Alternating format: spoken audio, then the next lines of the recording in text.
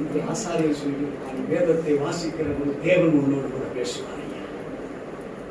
அது வேத வார்த்தை அல்ல, நீ வாசித்து விசுவாசிக்கிற பொழுது it becomes the word of the God. அது தேவ வார்த்தையாய் உனக்குள்ள ஊடுருவி உன்னுடைய 42,750 கிலோமீட்டர் நரம்பு மண்டலங்களை அது பரிபூர்ணப்படுத்தையா, அது அக்கினியாய் மாறும் ஐயா. ஒரு வல்லவன புறப்பட்டு 248 கணிக்கல்ல அது இறங்க, அது கிரியை செய்யும். அக்கினி அக்கினி அக்கினி உனக்குள்ள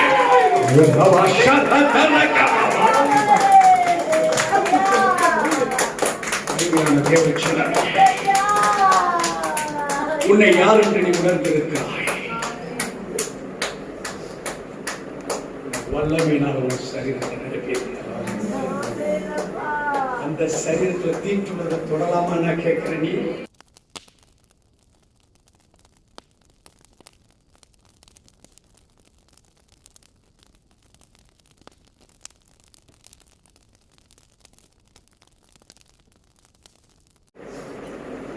நீ வேதம் சொல்லுது, ஓ மாம்சத்தை அவர் எப்படி பார்க்கிறாரு?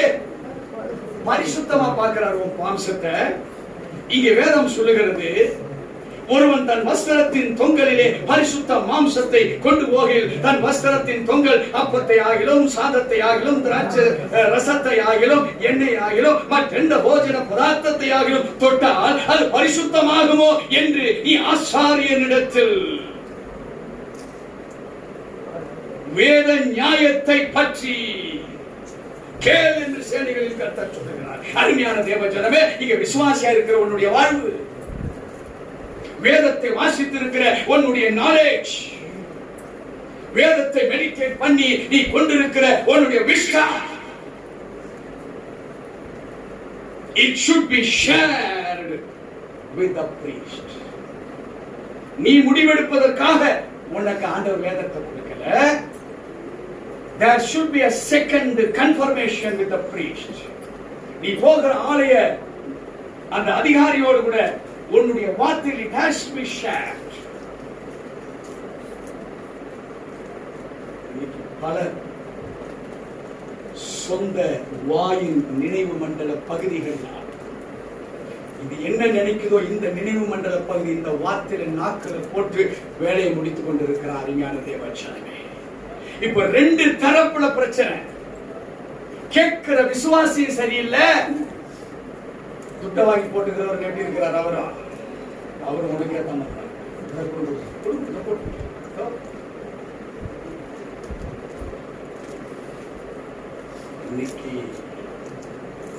இன்னைக்குள்ள சம்பவம் இல்ல, எரேமியா காலத்துக்கு நான் பேசிட்டு இருக்கேன். இன்னைக்கு ரொம்ப நூதனமா இருந்துச்சு. இன்னைக்கு ரொம்ப நூதனமா பணத்து மேல இருந்துச்சு. ஆயவனம் துட்டு கொடுத்தாலே சாமி நான் பாவிதான், இந்த துட்டை வாங்கி மகா பாவி ஆயிடும். நான் பாவிதான், நான் வந்து பரிசுத்தம் நான் சொல்லல. இருக்குது, என்னால கண்ட்ரோல் பண்ண முடியாத காரியம் இருக்குது. ஆனா இந்த துட்டும் 11 சேர்ந்துடக்கூடாது. 10 ஒண்ணு 11 அத்தோட இது ஒன்னா என் வாழ்க்கையில மாறி ஆசாரிய இடத்துல நீ போய் அவர் சொல்வார், தம்பி உள்ள படிச்சதுன்னு நல்ல மாம்சம் நல்லா கிடைச்சாரு, நான் வண்டி கொண்டு சரி சீசாய் போயிடுச்சு. அவன் எல்லாத்துக்கும் சூடாயிடும். பல காரியங்கள் உனக்கு பிரச்சனை இருக்கு. நீ இதை தொட்டா அதை தொட்டா இதை செய்யலாம் அதை செய்யலாம் இருக்கிற. இப்ப முதல்ல வண்டிய யார் சொல்றா? யார் சொல்றா? இத சேம் சைடு கோல் போடலாம் அப்படின்னு அவரும் கூட வாங்க போலாம். நானும் வரேன். 11 பேருக்கு மேல கிரிக்கெட்ல தேவையா? அப்படி தேவைன்னா அது சப்ஸ்டிடியூட். இப்ப யார் போறா? யாரு சப்ஸ்டிடியூட்டா போறா? ஆசாரியன் சப்ஸ்டிடியூட்டா போயிடலாம். Very good. அருமையான தேவச்சனமே, இப்போ பணி ஆசாரிய மேல மாத்திரம் இல்ல, நீ அவனை சப்ஸ்டிடியூட்டா மாத்திட்ட.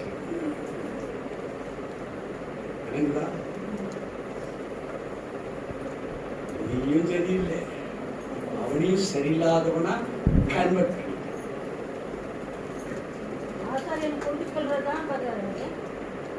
அந்த காணிக்கை வேற.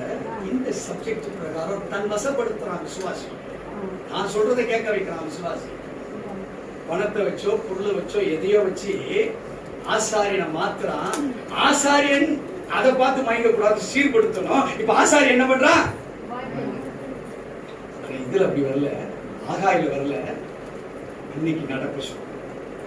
எரேமியா 7ஆம் அதிகாரத்தில் வாழ்ந்தவர்கள் அப்படி வாழ்ந்துட்டு இருக்கிறாங்க. ஆசாரியனும் கூட விசுவாசிகள்.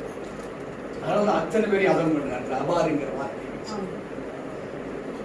அருமையான தேவச்சனமே, இப்போ பதில் என்ற வாசிக்க கேட்கும் அடுத்த வசனத்தை 12. அதற்கு ஆசாரியர்கள் பிரதியுத்தரமாக பரிசுத்தமாகாது என்றார்கள்.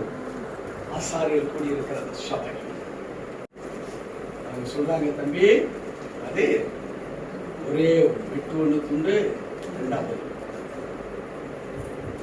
அருமையான தேவச்சனமே, இப்போ ஒரு கான்செப்டை பார்க்கணும். கேட்டவன் ஏத்துக்கிறானா ஏத்துக்கலையா? புரியுதுங்களா? பரிசுத்தமாகுமா என்று கேட்கிறான்.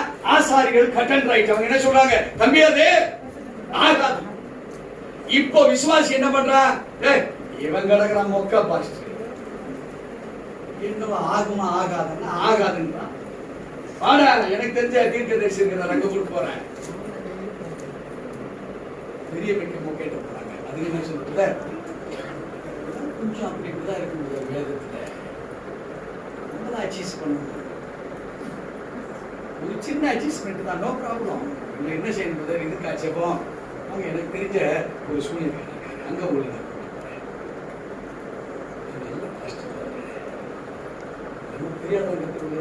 ஐயா எப்படி போலாமா நாங்க சொல்லி காட்ட சூழ்நிலை நோ ப்ராப்ளம்.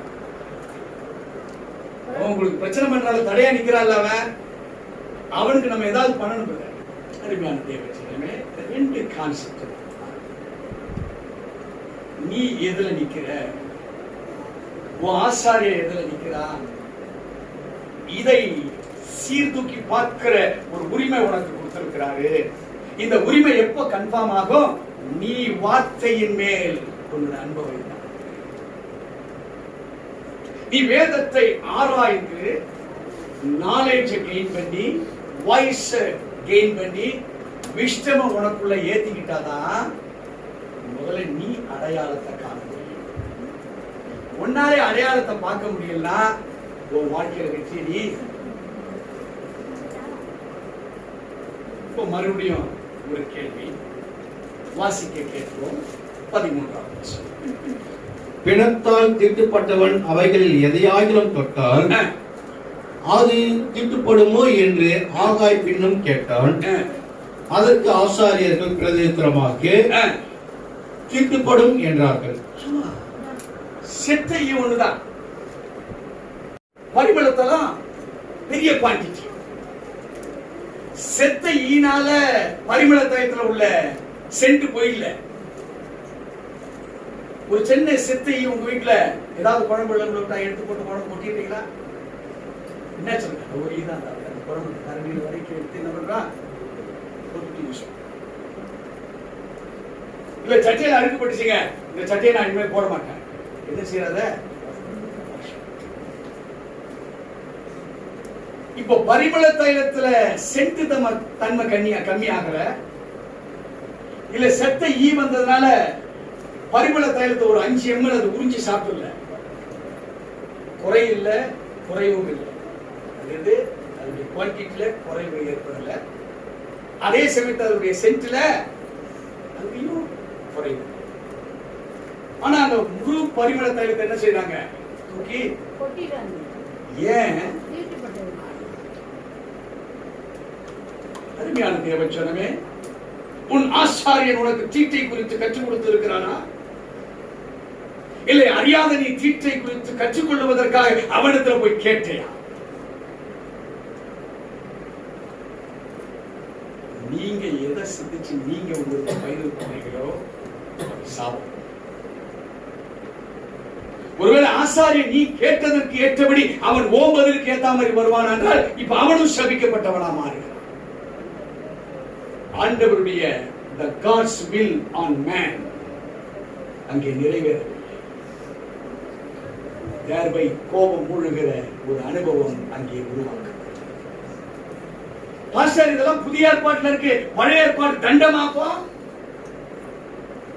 அதுல ஏதாவது சொல்லப்பட்டிருக்கிறதா? ஏதாவது நமக்கு கற்றுக் கொடுக்கப்பட்டிருக்கிறதா பாஸ்டர்? அந்த சட்டியில உள்ளதாயா அகப்பையில எடுத்து கொடுத்தாங்க.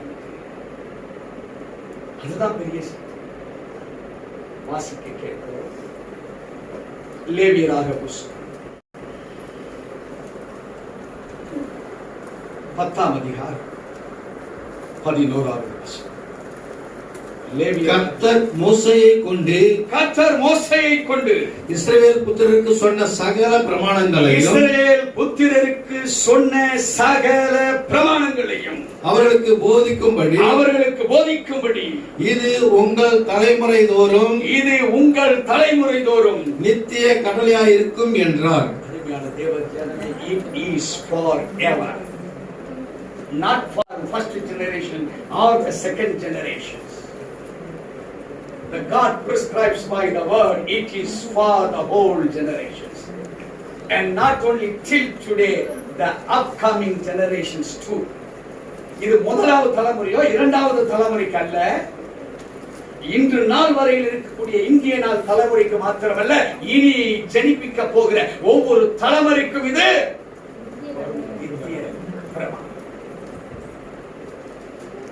What does the book of burden gives about it? உபாகம புஸ்தகம் நமக்கு இதை குறித்து என்ன சொல்கிறது என்று வாசிக்க கேட்போம். உபாகமம் 17ஆம் அதிகாரம். உபாகம புஸ்தகம் 17ஆம் அதிகாரம் வசனம் 8 13 வரையிலாக நாம் வாசிக்க கேட்போம். உன் வாசல்களில் இரத்த பழிகளை குறித்தும் வியாச்சியங்களை குறித்தும் காயப்பட்ட சேதங்களை குறித்தும் வழக்கு நேரிட்டு நியாயம் தீர்ப்பது உனக்கு அரிதாயிருந்தால் நீ எழுந்து உன் தேவனாகிய கர்த்தர் தெரிந்து ஏற்படுத்தின ஸ்தானத்துக்கு போய், ஆண்டவர் சொல்ல, நீ எழுந்து, get yourself ready. எழுந்து கர்த்தர் உனக்கென்று வைத்திருக்கிற அந்த ஸ்தானத்துக்கு நேராக கடந்து போ. அருமையான தேவ ஜனமே, நீ இருக்கிற இடத்துல வேதத்தை அறிந்த ஒருவனும் இல்லை. But you have a liberty. உனக்கென்று ஒரு உரிமை கொடுக்கப்பட்டிருக்கிறது. Go unto the Lord. Stay upon him. அங்கே உட்கார்ந்து அமர்ந்திரு. நீ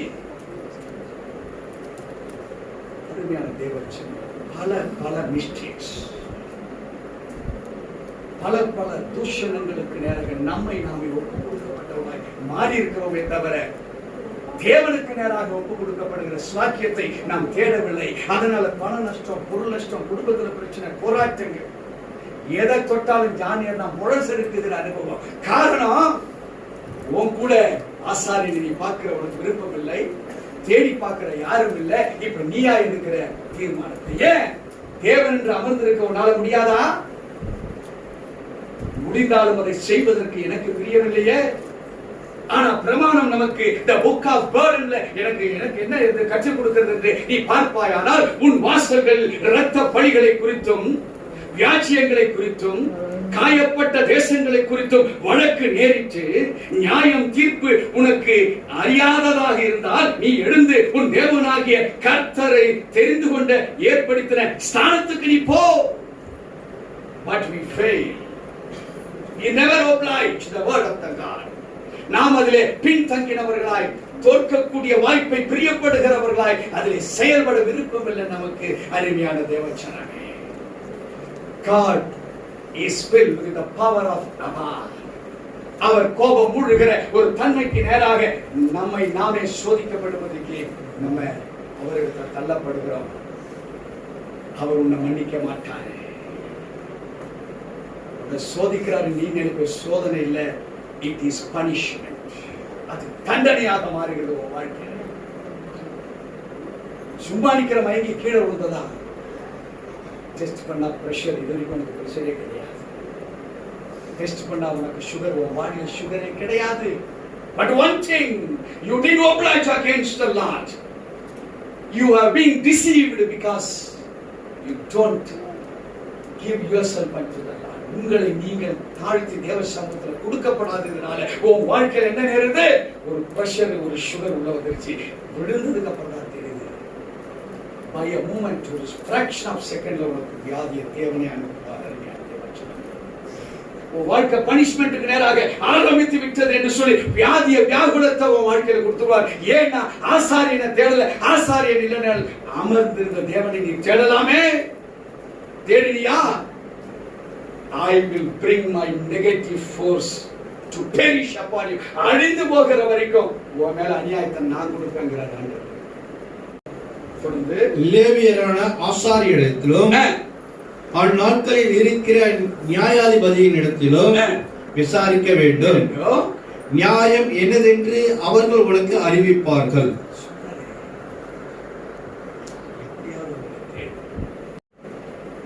இன்னைக்கு நான் நாளைக்கு நீ கண்டுபிடிக்க முடியும்.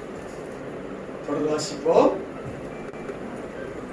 கர்த்தர் தெரிந்து கொண்ட இடத்திலிருந்து அவர்கள் உனக்கு அறிவிக்கும் தீர்ப்புக்கு நீ இணங்கி அவர்கள் உனக்கு விதிக்கிறபடி செய்ய கவனமாய் இருப்பாயாக. என்ன சொல்றாரு? நீ வாய்ப்புகளை நான் உனக்கு உண்டு பண்ணுவேன். எப்போ நீ தேட ஆரம்பிக்க. உன் பிரச்சனை என்ன என்று தேட ஆரம்பிக்கிற பொழுது வாய்ப்பை நான் உனக்கு உண்டு பண்ணுவேன். நீ டெலிவரன்ஸ் ஆகும்படியாக, நீ விடுதலை ஆகும்படியாக. உன் மேல சூனியம் இருக்கா, மாந்திரியம் இருக்குதா, தகுந்த ஆசாரியனை நீ தேடி அணுகுகிற பொழுது I will break the bondages என்று சொல்லுகிறார். உனக்கு விரோதமாய் வாய்க்கப்பட்டிருக்கிற எந்த காரியமா இருந்தாலும் அதை நானே வாய்க்காமல் போக செய்வேன் என்று உத்தரவாதத்தை தருகிறார். அருமையான தேவனே, God will guide your presence. உன் எதிலே நீ சாயலாக செல்ல வேண்டும் என்பதை தேவன் ஆசாரியர்கள் மூலமாய் உனக்கு கற்றுக் கொடுப்பார். ஐயா, if முழு மனதோடு ஆண்டவரை போகிறதாய் தொடர்ந்து வாசிக்க கேட்போம். அவர்கள் உனக்கு அறிவிக்கும் தீர்ப்பை விட்டு வலதுபுறம் இடதுபுறம் சாயாமல் அவர்கள் உனக்கு உணர்த்தும் பிரமாணத்தின்படியும் உனக்கு சொல்லும் நியாய தீர்ப்பின்படியும் செய்ய கடவாய். அருமையான தேவ ஜனமே, the hour will represent the eye of the Lord upon you. தேவனுடைய கண்களாக உன்னை மாற்றுகிற தேவன். நீ இருக்கிற வீடு தேவனுடைய வீடாக மாற்றுகிற தேவன். உன் தலையை எண்ணெயினால் அபிஷேகம் பண்ணுவேன், அந்த பாத்திரம் நிரம்பி வழிகிறது என்று சொல்லத்தக்கதாய் உன்னை அபிஷேகம் பண்ணுகிற தேவன் சொல்லுகிறாரே, அதன்படி நீ செய்ய வேண்டும். இந்த ஆசாரியர் சொல்லியிருப்பான், வேதத்தை வாசிக்கிற போது தேவன் உன்னோடு கூட பேசுவார்.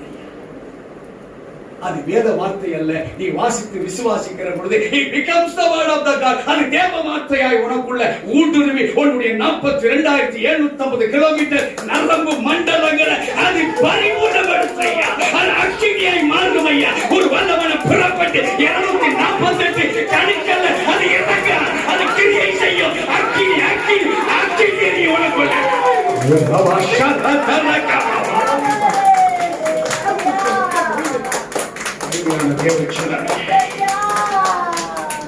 உன்னை யார் என்று நீ உணர்ந்திருக்கிறாய். வல்லமையினால் உன் சரீரத்தை நடப்பியிருக்கிறார். அந்த சரீரத்தில் தீட்டுள்ளதை தொடலாமா நான் கேட்கிறேன். நீ அக்கினி ஒன்ன மாற்றியாய் அந்த அக்கினியை பெருகாய். எது தெரியும்?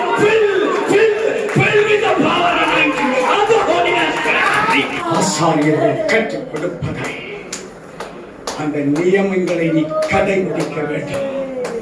இன்னைக்கு அவரை தேடி வந்துட்டியா, நீ கடைபிடிக்க வேண்டாம். அவனை ஏமாத்தின டப்பாவை டான்ஸ் ஆச்சு.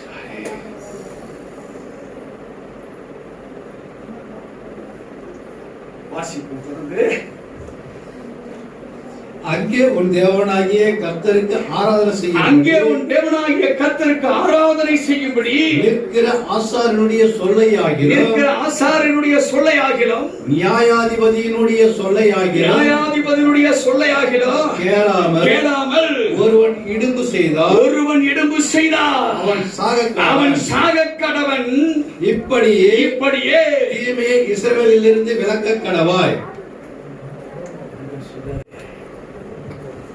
You will be led to death. சாகும்படியான போக்கை நீ பார்ப்ப. உனக்கே தெரியாது தற்கொலைக்கு நீ போவ. வீட்டு சம்பவத்தை பார்த்து உன் சம்பவத்தை பார்த்து நீ தற்கொலைக்கு போறிய. நீ கொண்டு போகல, தேவன் அந்த பொய்யான அதிகாரத்தை உனக்கு கொடுத்தார். நஷ்டத்துல போன தேவன் உன்னை நஷ்டப்பட வச்சாரு. பிராப்ளம் பாட்டில உருவாச்சே, தேவன் அதை உனக்கு உருவாக்கி கொடுத்தார். அவர் சொல்லை கேட்டு நீ கர்த்தருக்கு ஆராதனை செய்ய வேண்டும். செய்யாவிட்டால் மரணம் ஆளுகை செய்யும். அருமையான தேவச்சனமே, தேவனுடைய வார்த்தை இருபுறமும் கருப்புள்ள பட்டயம். விசுவாசித்தா ஒன்று நடக்கும், விசுவாசத்தில் நீ நடக்கலாம், அது வேற ஒரு நடத்தி. For every action there is equal and opposite reaction. தேவன் அவர் போல நியாயாதிபதி உன்னோடு கூட பேசிக் கொண்டிருக்கிறார் என்றால் உன் மேல ரொம்ப பிரியமா இருக்கிறாரு. இருக்கிறவங்க உருவாக்க அவர் நினைக்கிறாரு. அதனால நம்மளோடு கூட பேசிக் கொண்டிருக்கிறார். அருமையான தேவச்சனமே,